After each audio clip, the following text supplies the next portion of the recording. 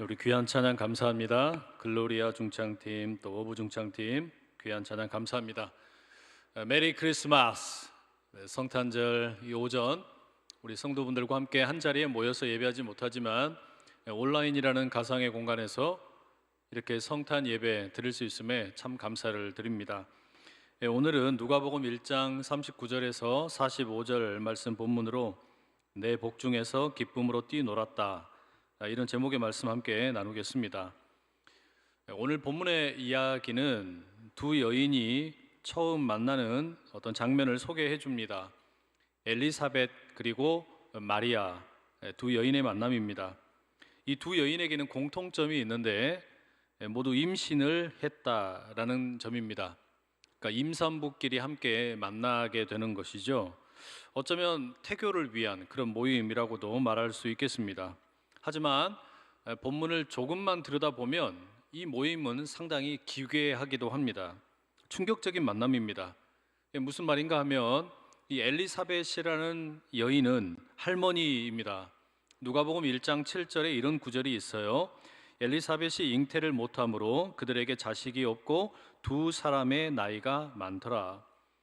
엘리사벳이라는 여인과 그의 남편 되는 사가랴, 이 두 사람이 간절하게 아이를 원했지만 아이를 낳지 못한 겁니다. 그리고 점점 나이가 들어서 이제는 아이를 낳을 수 없는 몸이 되어버렸습니다. 마치 아브라함과 사라, 그 두 사람이 그랬던 것처럼 이 둘에게는 간절한 바람과는 달리 아이를 낳지 못하는 이제 늙어버린 할머니가 된 겁니다. 그런데 어느 날 천사가 이 엘리사벳의 남편인 사가랴를 찾아갑니다.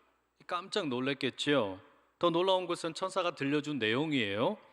아내인 엘리사벳이 아들을 낳게 될 것이다 라고 말합니다. 이 남편이 믿을 수가 없었어요. 어떻게 그런 일이 있을 수 있나? 자기 몸 상태를 알고 아내의 몸의 상태를 잘 알기 때문입니다. 불가능하다고, 있을 수 없는 일이라고 천사에게 항변을 합니다. 그러자 천사는 이 엘리사벳이 아들을 낳기까지 남편 사가랴가 말을 못하도록 만들어버립니다. 그리고 얼마 후에 엘리사벳이 정말로 임신을 하게 된 거예요. 생각하지도 못했던 일이 벌어진 겁니다. 구역질이 나오고 배가 점점 불러옵니다. 이게 혹시 임신인가? 남편에게 물어보고 싶은데 남편은 말을 못합니다. 그저 영문도 모른 채 엘리사벳은 바로 그런 상태로 임신을 5달 동안이나 숨기면서 지내게 됩니다. 또 다른 임산부는 어떻습니까? 마리아라는 여인입니다. 이 마리아는 갈릴리의 나사렛이라는 아주 작은 동네에 살았습니다. 요셉이라는 남자를 만나게 되었고 별다른 일이 없다면 이제 곧 결혼을 하게 되고 목수의 아내로 살아가게 될 것입니다. 이 계획대로 되었다면 그렇게 되는 것이죠. 그런데 어느 날 천사가 찾아옵니다. 이 천사가 찾아오면 참 두렵습니다. 겁이 나요. 성경에서 천사를 만난 사람들 대부분 다 놀라고 엄청난 일들을 경험하지 않습니까? 일생 동안 천사를 만날 일이 얼마나 있겠어요. 마리아 역시 너무 놀랐습니다. 무서워서 벌벌 떨었습니다. 그런 마리아에게 천사가 인사를 합니다. 은혜를 받을 자여 평안할지어다. 주께서 너와 함께 하시는도다. 은혜를 받을 자여 평안할지어다 이야기했지만 그 천사의 이야기를 들으며 마리아의 몸은 덜덜덜덜 떨렸습니다. 너무 무서워요. 그런 마리아에게 천사가 계속해서 안심하라고, 무서워하지 말라고 이야기를 합니다. 그런데 안심하지 말고 무서워하지 말고 평안하라고 이야기를 했지만 천사가 들려주는 이야기는 너무나 무시무시하고도 어려운 이야기였습니다. 안심할 수도 없고 무서워하지 않을 수가 없는 그런 이야기였습니다. 1장 31절에 천사는 이렇게 말합니다. 보라, 네가 잉태하여 아들을 낳으리니 그 이름을 예수라 하라. 여러분, 이게 말이 됩니까? 처녀인 마리아에게 아이를 가지게 될 것이라고 말하는 겁니다. 이게 도대체 무슨 일입니까? 이 충격이잖아요. 너무 무서운 이야기잖아요. 꿈이라고 믿고 싶은데 벌을 꼬집어 보니까 현실인 겁니다. 결혼도 하지 않았는데 임신을 하게 된다니요. 게다가 천사가 말하기를 자신이 잉태한 이 아이는 메시아다, 하나님의 아들이다 라고 말합니다. 여러분, 이제 이 꿈 같은 이야기를 남편 될 요셉에게 뭐라고 이야기하면 좋겠습니까? 요셉, 며칠 전에 천사가 찾아왔어요. 내가 임신을 했대요. 그런데 당신 아이는 아니에요. 내 말이 거짓말처럼 들리겠지만 믿어줘요. 요셉, 이 아이는 하나님의 아들이에요. 메시아예요. 그냥 그런 줄 아세요. 여러분, 이렇게 이야기해야 되겠습니까? 너무 황당하지 않겠습니까? 천사는 어떻게 이처럼 무책임하게 통보만 하고 떠나버립니까? 아니, 어떻게 이런 상황에서 무서워하지 말라고, 평안하라고 그렇게 이야기할 수 있냐는 말이죠. 불가능합니다. 결혼을 하기도 전에 간음죄로 오해를 받아서 돌에 맞아 죽게 생긴 겁니다. 그렇죠. 마리아는 난데없이 천사를 만났고 아이를 갖게 되었습니다. 그 당혹스러움과 공포심이 얼마나 컸을까요? 이 떨리는 마음으로 천사에게 이렇게 다시 묻습니다. 나는 남자를 알지 못하는데 어떻게 이런 일이 일어날 수 있습니까? 처녀인 자신이 어떻게 아이를 가질 수 있는지, 그렇게 아이를 임신한 상태로 내가 무사할 수 있는 것인지, 지극히 평범한 내가 메시아를 어떻게 태어나게 할 수 있는지, 이 수많은 의심과 두려움이 질문 속에 담겨 있는 겁니다. 그때 천사가 남긴 마지막 말이 이겁니다. 너의 친척인 엘리사벳을 만나라. 창백하게 질려버린 마리아에게 천사가 남겨준 말, 엘리사벳을 만나라. 그렇게 천사는 떠나버립니다. 그리고 이제 마리아와 엘리사벳의 만남이 오늘 본문에 이어지는 것이죠. 엘리사벳과 마리아, 이 두 여인을 생각하면서 이런 질문을 갖게 됩니다. 왜 하나님께서 지극히 평범한 이 여인들을 택하셨을까? 그런 질문입니다. 하나님의 아들이 이 땅에 오셔야 했다면 가장 좋은 방법은 로마 황제의 아들로 태어나는 거 아니겠습니까? 아니면 로마의 귀족 집안의 아들은 어떻습니까? 그것도 아니면 유명한 학자의 아들로 태어난다면 어떻겠습니까? 그것도 아니라면 용맹한 장군의 아들로 태어나면 어떻습니까? 뭐 이 정도는 되어야 하나님의 아들이라는 그 신분에 어울리는 그 탄생 이야기가 되지 않겠냐라는 말이에요. 근데 아쉽게도 성경의 기록은 이와 너무나 다릅니다. 지극히 평범한 여인의 몸을 빌려서 예수님이 태어난다라고 이야기를 합니다. 이뿐만이 아니죠. 우리가 이제 누가복음 2장을 읽게 되면 예수님의 탄생 소식을 접하는 사람들의 이야기가 나옵니다. 들에서 양을 치던 목자들, 나이가 많아서 기력이 쇠한 시므온이라는 할아버지, 과부로 84년을 살아온 안나라는 할머니, 모두가 너무나 평범한 사람들입니다. 조금 더 특별할 것이 없는 사람들이에요. 그 사람들이 가장 먼저 예수님을 만났고 찬양했고 경배했다라는 말입니다. 오늘날로 비유하자면 지극히 평범한 회사원들, 시장에서 장사하는 상인들, 자그마한 사업을 하는 자영업자들, 뭐 이런 힘없고 내세울 것 없는 평범한 사람들이 예수님의 탄생을 가장 먼저 접했다라는 말이죠. 여러분, 이게 참 이상하죠? 예수님은 가장 평범한 여인의 몸을 빌려서 태어나셨고 가장 평범한 사람들에게 이 성탄의 소식을 가장 먼저 전해 주셨습니다. 왜 이처럼 평범한 사람들이 쓰임 받는 것일까? 왜 평범한 사람들이 이 하나님의 구원의 역사의 목격자가 되는 것일까? 뭐 이런 질문이 생겨납니다. 여러분, 제가 지금 반복해서 드리는 표현이 있지요. 평범하다라는 말인데, 평범하다라고 하는 것은 좋은 의미일 수도 있고 그렇지 않을 수도 있습니다. 대략 뭐 중간은 간다, 혹은 가치 중립적인 표현을 하기 위해서 평범하다, 이렇게 말할 수 있습니다. 하지만 성경에 나오는 평범하다고 말씀드린 마리아나 목자 혹은 시므온이나 안나와 같은 이런 성경 속의 인물들을 가리켜 평범하다라고 말할 때에는 그다지 좋은 의미는 아닙니다. 이들을 가리켜 평범하다라고 말하는 것은 사실상 사회의 변두리, 주변인이라는 의미입니다. 이 삶 자체가 버겁고 힘겨운 사람들이에요. 밥 먹고 사는 것 자체가 어려운 사람들이라는 말입니다. 이 작가 김훈의 수필집 밥벌이의 지겨움이라는 책이 있습니다. 이 책에 밥벌이의 지겨움, 우리는 다들 끌어안고 울고 싶다, 뭐 이렇게 시작을 합니다. 그리고 우리가 매일 반복하는 밥벌이에 대해서 이 작가가 이렇게 말합니다. 밥에는 대책이 없다. 한두 끼를 먹어서 되는 일이 아니라 죽는 날까지 때가 되면 반드시 먹어야 한다. 이것이 밥이다. 이것이 진절이 나는 밥이라는 것이다. 밥벌이도 힘들지만 벌어놓은 밥을 넘기기도 그에 못지않게 힘들다. 술이 덜 깬 아침에 골은 깨어지고 속은 뒤집히는데 다시 거리로 나아가기 위해 김 나는 밥을 마주하고 있으면 밥의 슬픔은 절정에 이른다.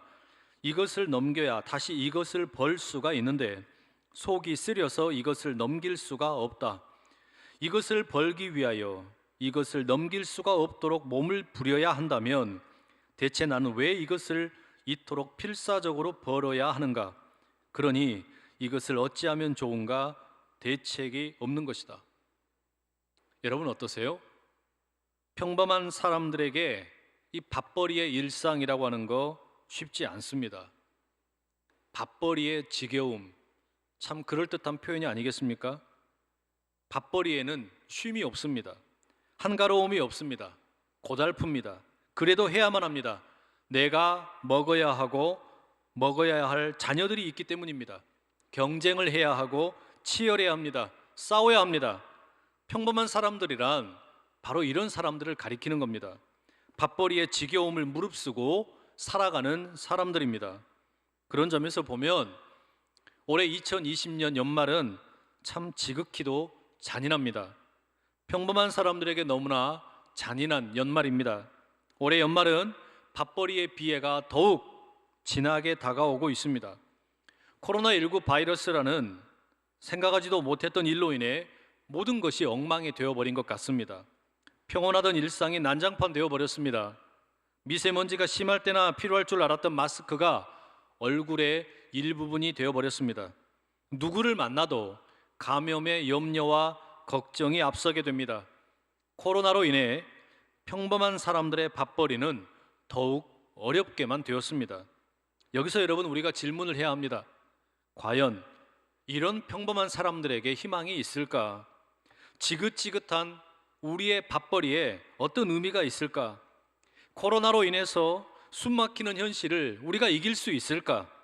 성경은 이런 평범한 사람들에게 어떤 위로를 주고 있는 것일까?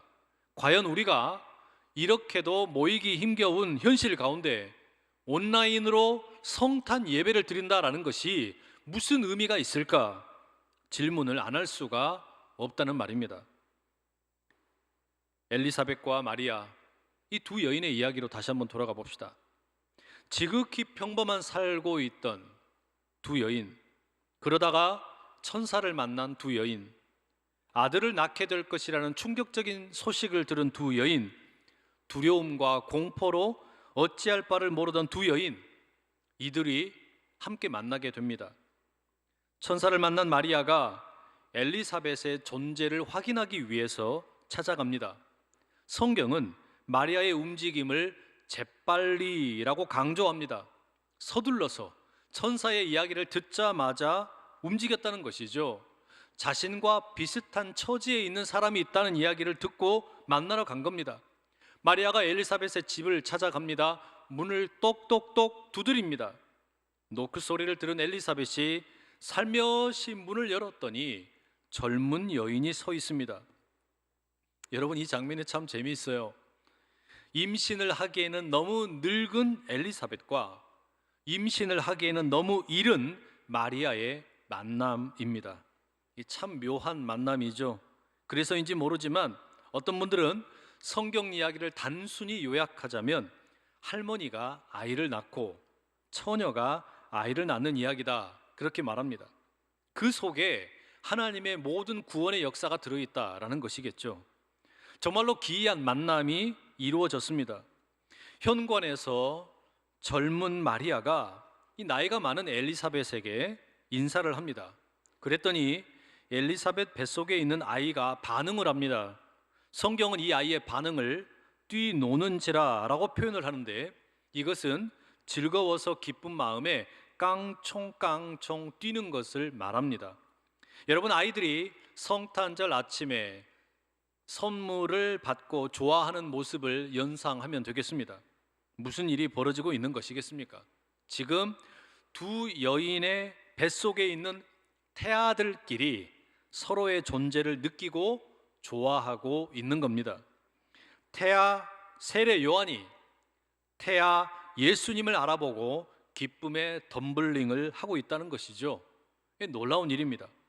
이 자신의 뱃속에서 아이가 반응하는 것을 접하면서 엘리사벳이 성령의 충만함을 입게 됩니다. 그리고 큰 소리로 외쳐서 말을 해요. 세번역 성경으로 읽어드립니다. 그대는 여자들 가운데서 복을 받았고 그대의 태중의 아이도 복을 받았습니다. 내 주님의 어머니께서 내게 오시다니 이것이 어찌 된 일입니까? 보십시오. 그대의 인사말이 내 귀에 들러왔을 때에 내 태중의 아이가 기뻐서 뛰놀았습니다. 주님께서 하신 말씀이 이루어질 줄 믿은 여자는 행복합니다. 그러자 마리아도 응답을 합니다. 내 영혼이 주님을 찬양하며 내 마음이 내 구주 하나님을 좋아함은 그가 이 여종의 비천함을 보살펴 주셨기 때문입니다. 여러분, 이게 뭔가요? 두 여인이 만나자마자 서로가 서로에게 위로를 경험한 것입니다. 각자에게 찾아온 천사로 인해 너무나 당혹스럽고 황당하고 공포에 질려있던 이 두 여인이 서로의 존재를 확인하자 그 순간 너무 커다란 위로를 경험하게 되었다라는 말입니다. 여러분, 이게 성탄의 기적입니다. 성탄의 기적이라고 하는 것은 다른 것이 아닙니다. 우리의 기대와 달리 너무 느리게 혹은 너무 일찍 하나님의 역사가 임한다는 것을 확인하는 자리가 성탄입니다. 코로나 사태를 보십시오. 우리는 모두가 한 마음으로 코로나 바이러스 이 사태가 속히 끝나기를 기다립니다. 그러나 성탄절 아침 우리가 뉴스를 통해서 접하는 소식은 1200명이 넘는 확진자가 나왔다는, 가장 많은 확진자가 발견되었다라는 소식입니다. 너무 늦었습니다. 너무 타이밍이 느린 것 같습니다. 마치 엘리사벳이 간절히 원했지만 너무 늦게 아이를 갖게 된 것 같습니다. 6개월 동안 아이를 감추고 있는 것처럼 너무 늦어진 것만 같습니다. 또 어떤 분들은 2020년 이 한 해를 보내면서 사랑하는 가족을 너무 일찍 떠나 보낸 분들도 있습니다. 우리가 기대했던 것보다 너무 빨리 헤어짐을 경험한 것입니다. 마치 마리아가 전혀 생각하지도 못했던 아이를 갖게 된 것과 같습니다. 이처럼 우리는 지금 이 성탄절에 어떤 이들에게는 너무 느리거나 또 어떤 이들에게는 너무 이른 타이밍으로 인해 당황스럽고 화가 나고 답답하고 무섭고 힘겨운 마음으로 예배를 드리고 있는지도 모릅니다. 우리는 지금 바로 그런 심정으로 성탄절 예배를 드리기 위해 온라인 공간에 함께 모여 있다는 말입니다. 그런데 우리 가운데 예수님이 임하심을 느끼는 바로 그 순간 특별한 일이 벌어지는 겁니다. 우리 뱃속에서 내가 너무나 늦었다는 생각에 수치스럽게 여기던 태아가 반응을 합니다. 기쁨의 점프와 덤플링을 하고 내가 가지고 있던 모든 부끄러움과 염려를 이겨내게 합니다. 또한 우리 복중에서 너무 일찍 찾아왔다라는 생각에 화가 나고 두렵고 무서워하던 태아 역시 반응을 하는 겁니다. 이 태아들이 하나는 너무 늦게 와서 하나는 너무 일찍 와서 우리에게 짐처럼 다가오고 무서운 존재가 되고 내 삶을 어지럽게 만드는 비참한 일들을 일으키는 것 같았는데, 태아와 태아가 서로를 알아보고 우리의 생각을 바꿔놓습니다. 그리고 우리로 하여금 깨닫게 합니다.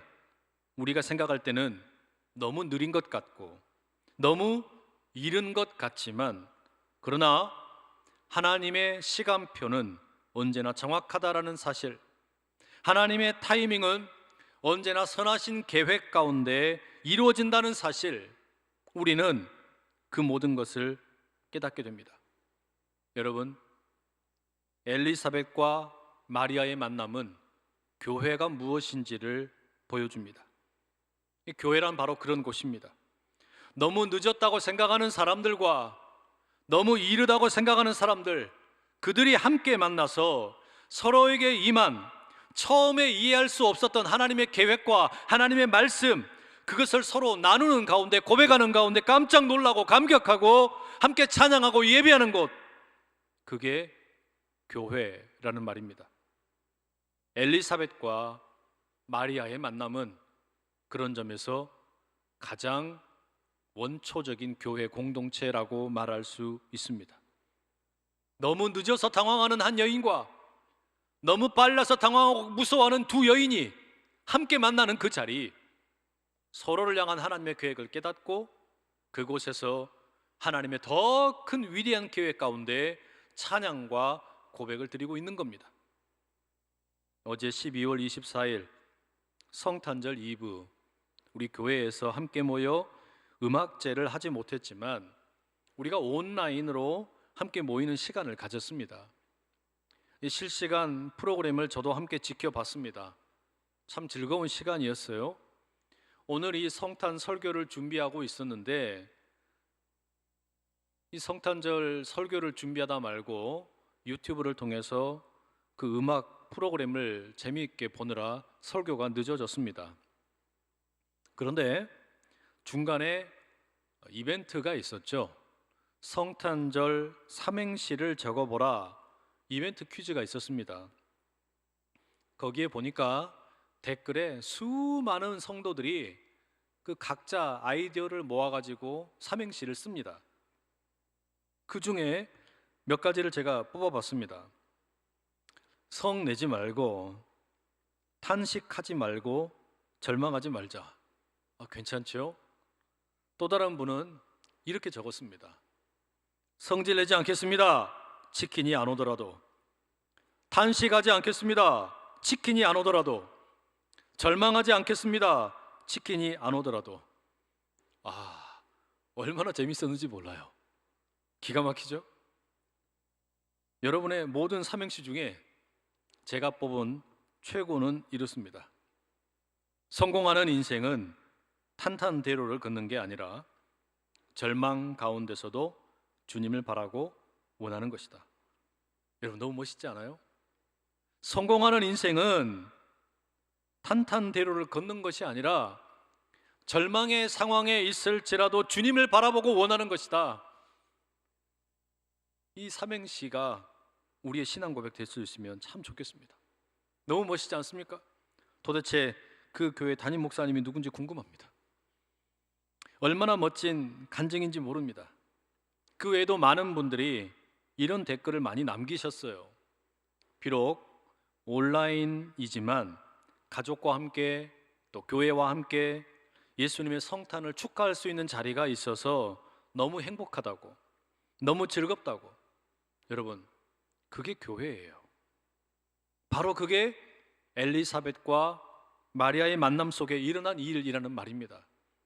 코로나로 인해서 흩어져 있고 여러 가지 밥벌이의 지겨움으로 인해서 힘겨운 시간을 보내는 이 연말 가운데 우리 모두는 누군가에게는 너무나 늦게, 누군가에게는 너무나 일찍 생각하지 못했는 일들이 벌어져서 힘겨운 시간을 보내다가 가상의 공간 가운데 함께 모여서 서로의 이야기를 나눕니다. 엘리사벳과 마리아가 그랬던 것처럼 말입니다. 우리 안에 저주와 두려움과 염려와 걱정의 태아인 줄 알았는데 그게 아니다라는 이야기입니다. 그게 생명입니다. 구원입니다. 빛입니다. 떡입니다. 그 놀라운 일이 우리가 함께 만난 자리에서 일어나고 있다는 이야기죠.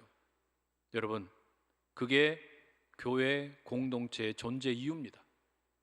너무 일찍, 너무 늦게 하나님의 타이밍에 나와 너무나 다르게 움직이는 것 같다고 생각하여 절망하고 좌절하고 있던 사람들이 함께 만난 자리에서 신앙을 확인하고 하나님의 더 크신 계획을 확인하고 그 가운데 새로운 고백을 하게 되는 자리, 바로 그 은혜가 오늘 이 시간 성탄의 예배를 드리는 우리 모두 가운데에도 동일하게 임할 수 있기를 간절히 축복합니다.